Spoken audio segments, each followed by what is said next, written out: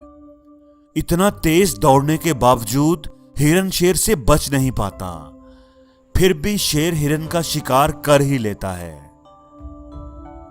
क्योंकि हिरन के दिल में डर होता है, पकड़े जाने का डर, मारे जाने का डर। इसलिए वो मुड़ मुड़ कर पीछे देखता रहता है और उसकी स्पीड कम हो जाती है। हिरन का डर ही उसकी जान ले लेता है। हिरन इसलिए डरता है क्योंकि वो शेर को अपने से ज्यादा ताकतवर मान लेता है। उसके दिल में कहीं ना कहीं ये बात बैठी होती है कि शेर मुझसे ज्यादा ताकतवर है और ये मुझे मार सकता है। जब हम डरते हैं तो हम उतना भी नहीं कर पाते जितना हम आसानी से कर सकते हैं। बिल्कुल ऐसा ही हमारे साथ एग्जाम्स में होता है।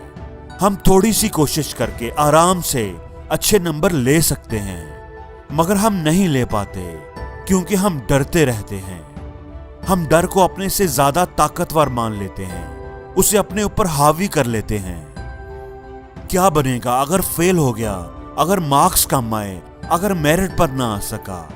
जब आप डरते हैं और उस डर पर काबू नहीं पा पाते तो आधी जंग आप पहले ही हार जाते हैं, क्योंकि फिर आप जंग के बारे में नहीं सोचते बल्कि आप अपने डर के बारे में सोचते रहते हैं। आप मुड़ मुड़ कर पीछे देखते रहते हैं और शेर का शिकार बन जाते हैं। दोस्तों, अगर आप एग्जाम्स के डर पर काबू पाना चाहते हैं तो सबसे पहली बात डर की वजह तलाश करें। दोस्तों, जब एग्जाम्स की बात आएगी तो डर तो लगेगा और ये सबको ही लगता है, सिर्फ आप अकेले को नहीं लगता। अब या तो आप सिर्फ डरते रहो, डर के बारे में ही सोचते रहो, डर पर ही फोकस करो, तो आपका डर बढ़ना शुरू हो जाएगा। आप और ज्यादा डरोगे और डरते ही रहोगे, स्ट्रेस में चले जाओगे। और या फिर डर पर काबू पाने का सोचो, और डर पर काबू आप तभी पा सकोगे जब डर की वजह को ढूंढ पाओगे। और डर की सबसे अहम वजह यह होती है कि हमारी तैयारी अच्छी नहीं होती। फर्ज करो एग्जाम्स के सिलेबस में टोटल 10 सवाल हैं। उन 10 सवालों में से ही कोई से 3 या 4 सवाल आएंगे और आपके वो 10 के 10 सवाल बहुत अच्छे तैयार हैं, आपके लिए वो हलवा हैं। तो क्या आपको एग्जाम से डर लगेगा? आपको बिल्कुल भी डर नहीं लगेगा। आप बिल्कुल इजी और रिलैक्स होंगे।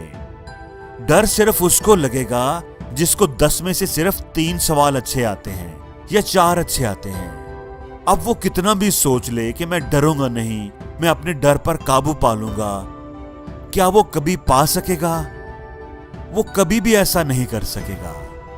इसलिए डर पर काबू पाने का सबसे अच्छा तरीका यह है कि आप अपनी तैयारी को अच्छा करें। जैसे जैसे आपकी तैयारी अच्छी होती जाएगी, आपका डर कम होता जाएगा। और दोस्तों, दूसरी बात, हमें डर इस बात से लगता है कि अगर मार्क्स अच्छे ना आए तो लोग क्या कहेंगे। घर वालों में, फैमिली में जो इज्जत बनी हुई है, हमें वो खोने का डर होता है। लोग बातें बनाएंगे, मजाक उड़ाएंगे, इस बात से डर लगता है। तो दोस्तों, जिन्होंने बातें बनानी है, आप जो मर्जी कर लें, उन्होंने बनानी ही है। कीड़े निकालने वाले लोग हर जगह होते हैं। आप अगर सोने के भी बन जाएं तो वो उसमें से भी खोट निकाल लेंगे। आप सब लोगों को खुश नहीं कर सकते, आप चाहे कितने भी अच्छे काम कर लें। लोग बस हमारी एक गलती का इंतजार कर रहे होते हैं, इसलिए उनकी परवाह करना छोड़ दें। दोस्तों, तीसरी बात यह है कि अपने लिए रियलिस्टिक गोल सेट करें।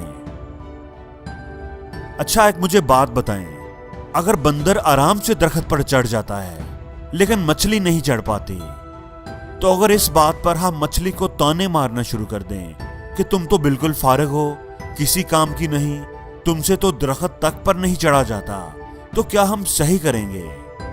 मछली पानी में तैरने के लिए होती है और बंदर दरख्त पर उछलता कूदता है। बिल्कुल इसी तरह अलग अलग लोगों में अलग अलग खूबियां होती हैं। एक क्लास में सब लोग डॉक्टर्स और इंजीनियर नहीं बन पाते। हर किसी का अपना मजाज और IQ लेवल होता है और उसी हिसाब से उससे रिजल्ट एक्सपेक्ट करना चाहिए। इसलिए अपने लिए रियलिस्टिक गोल सेट करें। मैं ये नहीं कह रहा कि आप अपनी एक्सपेक्टेशंस को लो करें। लेकिन अगर आप हर सब्जेक्ट में 99% लेने का गोल सेट करेंगे तो आप हमेशा स्ट्रेस में ही रहेंगे।